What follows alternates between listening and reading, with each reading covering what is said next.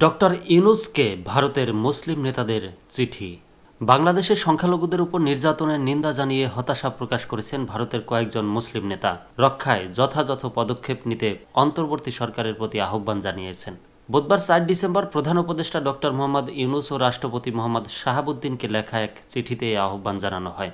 ভারতীয় সংবাদ মাধ্যম ইকোনমিক টাইমসের খবরে বিষয়টি জানা যায়।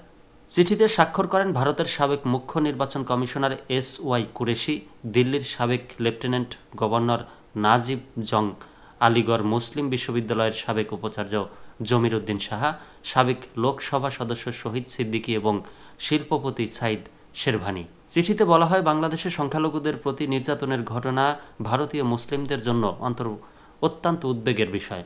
আমরা এ ধরনের আচরণে হতাশ, যা স্পষ্টতই ধর্মীয় নীতির পরিপন্থী। আমরা সত্যিকার অর্থে আশা করি বাংলাদেশ সরকার সব ধরনের সাম্প্রদায়িক উস্কানির বিরুদ্ধে কঠোর পদক্ষেপ নেবে এবং হিন্দু ও অন্যান্য সংখ্যালঘুদের পূর্ণ নিরাপত্তা নিশ্চিত করবে।